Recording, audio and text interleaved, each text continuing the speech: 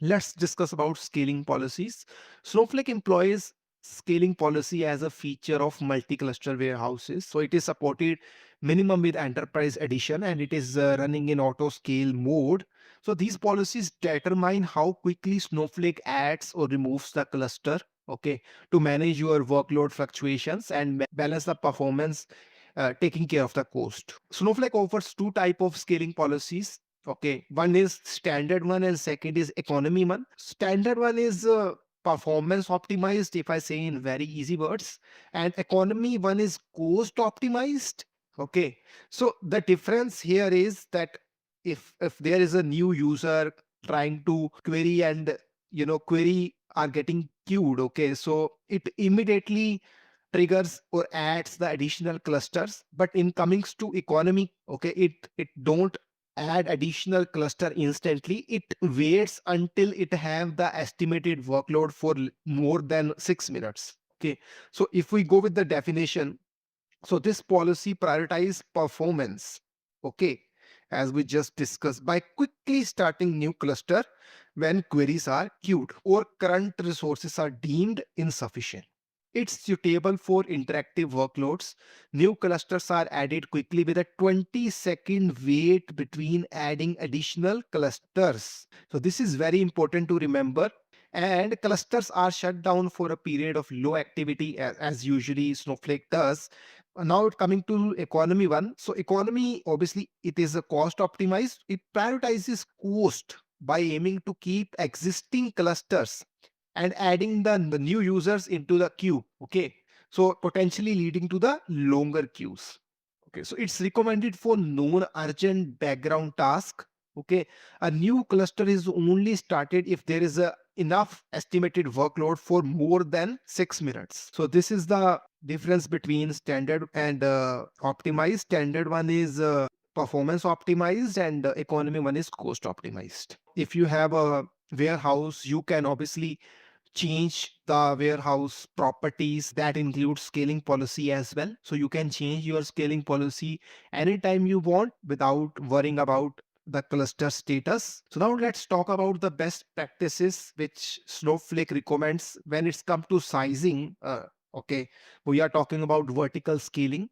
So sizing refers to changing the size of the warehouse from extra small to large, or extra large up to 6x large.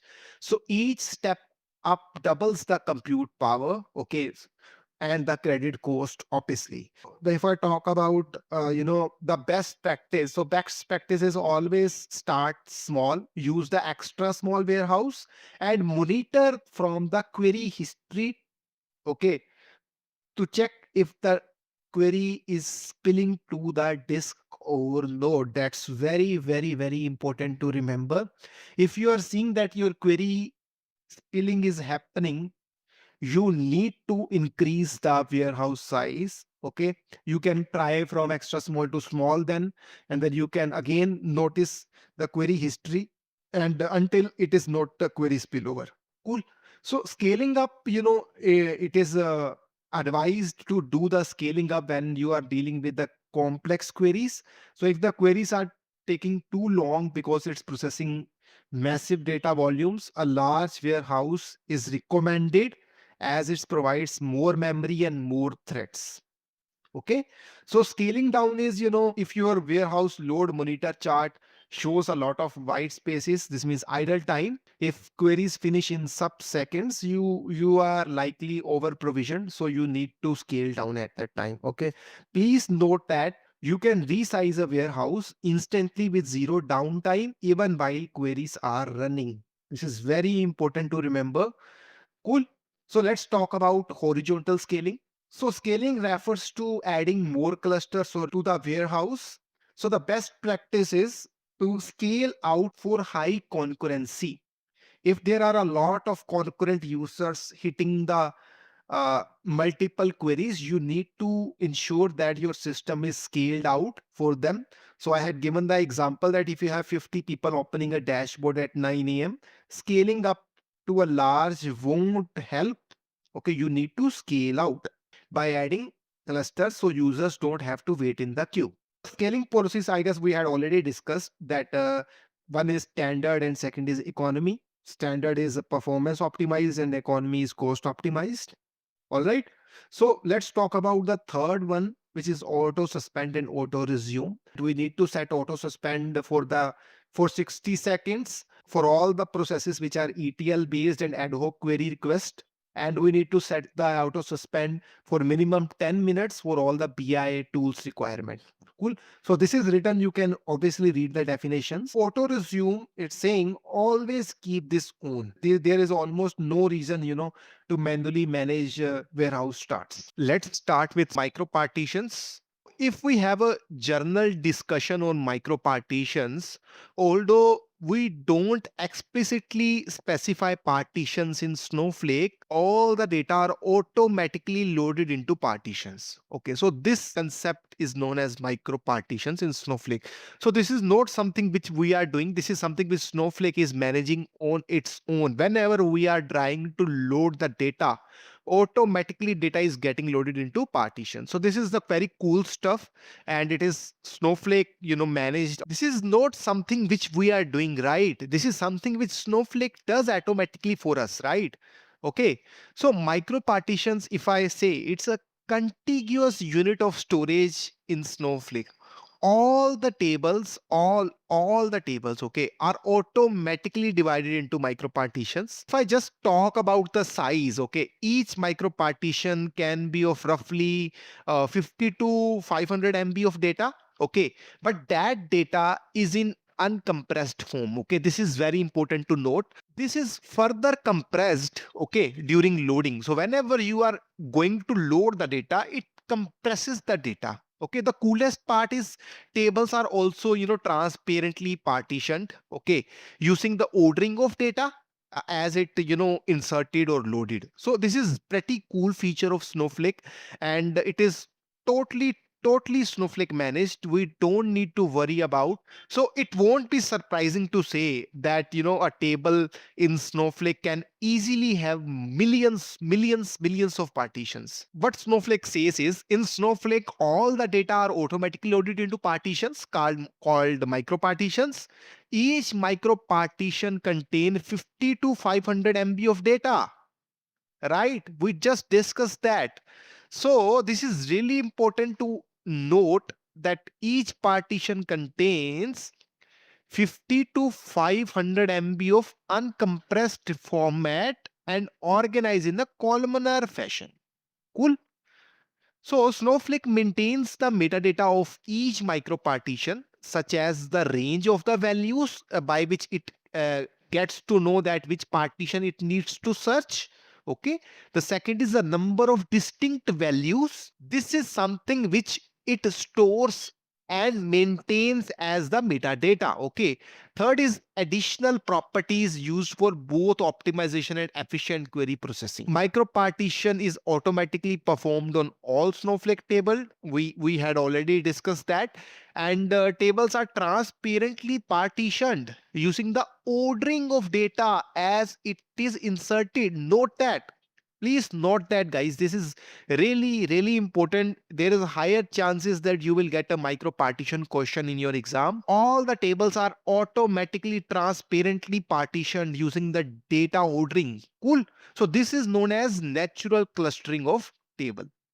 Okay, so this is the example. If you say this is a row based column storage where we have employee ID, employee name, salary, and department ID and the data. And when it's getting transferred into the Snowflake, how it's getting transferred? It is micro partitioning. And here you see it is storing in the columnar format. Employee ID, employee name, salary, department is coming as a row, and whole entity is becoming a column. Cool. So this is how micro partitions work, and it is actually very transforming and very, life changing for all the businesses. Okay, what are the benefits of micro partitions? So major benefit is, Snowflake micro partitions are automatically derived, that you don't need to define any micro partitions. These are automatically derived by Snowflake, so you don't need to worry about maintenance and all those things. Second point is, micro partitions are small in size, 50 to 500 MB size before compression, and which is extremely efficient for DML and fine-grained pruning for faster queries. Cool. So micropartitions can overlap in their range of values. Columns are stored independently within micropartitions. Note that, guys. This is known as columnar storage. This is the process which makes that efficient scanning possible, and we are able to prune the data. Okay. So this is very, very important. Next is columns are also compressed individually. One thing is columns are stored independently. Second is columns are also compressed individually. Okay.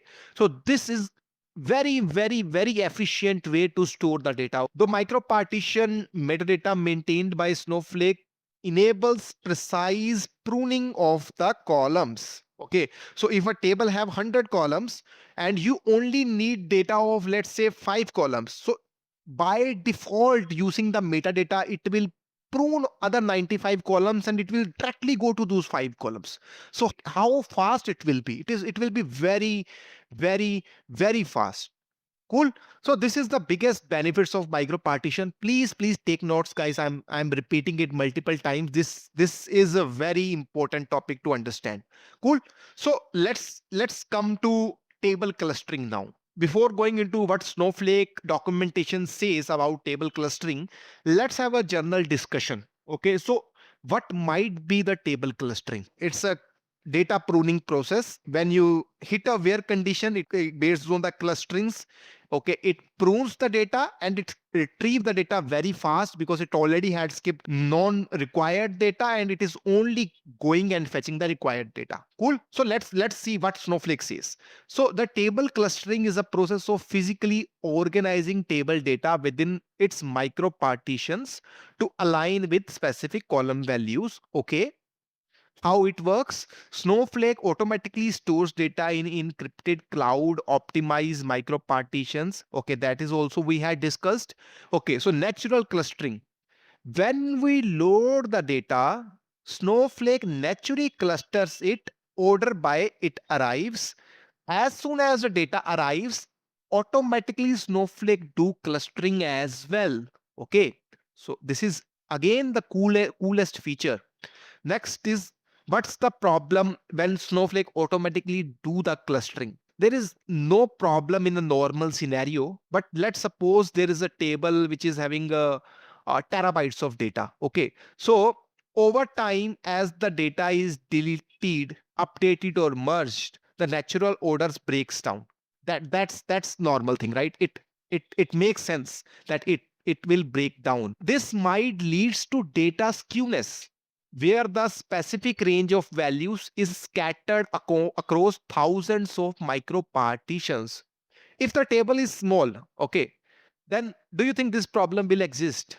No, right? This problem won't be existing. But if the table is of terabytes, now you are updating it, you are deleting it, you are merging something on this, the natural ordering actually breaks down at a very large scale. Okay, and this actually leads to data skewness, that you are seeing that in a single partitioning you are having only one record, in other we are having suppose 10 records. So it is a big overhead. Sometimes Snowflake does his work naturally, but when it's come to big tables, then data gets distributed across millions of micro partitions, and it becomes overhead. Okay, so that's the problem, why we need to actually do table clustering. Sometimes it is not every time. The solution is clustering allows you to define the clustering key, which we had already discussed. One or more column we can use to collocate the related data. Cool. So when to use, this is very important. Although Snowflake default natural clustering is incredibly efficient for most small to medium data sets, Snowflake still recommends you to do clustering, which is known as manual clustering, only if the table is multi terabytes in size. Okay, multi terabytes in size. This is really important to note. Only do clustering when the table is min multi terabytes, when the query performance is noticeably degraded. earlier you were seeing that query was running fine, but now today, if you are running the same query, it is very slow. That actually will be the biggest, indicator that you need to define clustering on your table. And if the clustering depth is consistently high, okay, if the depth is too much high, for most frequent filter columns, then obviously you need to apply clustering. Cool. So what is clustering depth, Jaswinder? We understand that if the table is in multi-terabyte size, we need to do clustering. Okay, we will do that. Okay, we will run our queries in Snowflake, and if our query is degraded over time and we are seeing that the query is long running, earlier it was a very quick, obviously we understood that point as well, Jaswinder, that yeah, we will think about the clustering. Cool. But what is this clustering depth? What is this depth? Let's talk in a very easy way. Okay, clustering depth, is nothing. Okay, it's actually nothing. It's just a numeric matrix, okay, that just represents how how well organized a table data is across the micropartition. It's just a numeric value. Okay, it just represents that how well your data is. Okay, so lower the clustering depth is, okay, better the table is. Jasminder, then how we will find that it is having the lowest clustering depth or the highest clustering depth? How we will do that? So in order to do that, we have a Snowflake function, okay, clustering depth function. You can type on you can go to Snowflake documentation and get that function and run on your system, and you will be getting a clustering depth. Okay, if it is a 1, for most of the tables it will be 1. You are already in a good shape, you don't need to do anything. But if it is, let's say, 5 or 4 or 6, then you require to think about the table clustering as well. Cool. So now you understood. So clustering depth is nothing, it's just a metric representation, okay, that how well table data is stored. Okay, so simply lower the clustering depth, better the table. What Snowflake says about clustering depth. Okay, so if you see this image, this is the clustering depth. Okay, if you see 1, 2, 3, 5, these are the numbers which is given. Cool. This is the level 1 of clustering depth and most ideal one. Okay, so if the clustering depth is 1, this is a really good scenario. Cool. So if you see here, A to D columns are here, E to J are here, K to N are here. So in a very generic way, no data is overlapping, right? Now let's go to clustering depth if it is 2. See, data started overlapping. Cool. Okay, this extent I am okay. With this extent I am okay. I will not apply the clustering. It's fine because a very minimal amount of data is overlapping for me. So I am still good. But now what about this, Jaswinder? And this one, everything is overlapping. In this case, I do require to reconsider my decision of not applying clustering on the tables. I need to go back and apply the clustering on the tables, right? This is very important for me. So this is how clustering depth works and how you can identify that your table actually requires clustering or not. Cool. 90% cases you don't require, but you know the 3 major cases when you actually requires to apply clustering on your table. Snowflake documentation is saying clustering depth for a populated table measures the average depth. Okay, we understand that, Jaswinder, of overlapping micropartition. Okay, that is also understandable for specified in the column. The smaller the average depth, the better the cluster table is with regards to specific column.